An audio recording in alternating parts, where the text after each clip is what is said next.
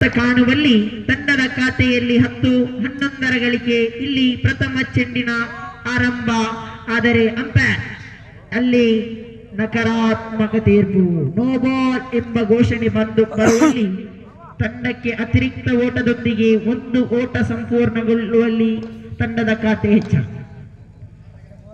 ಶುಭಾರಂಭವಾಗುತ್ತಿದೆ.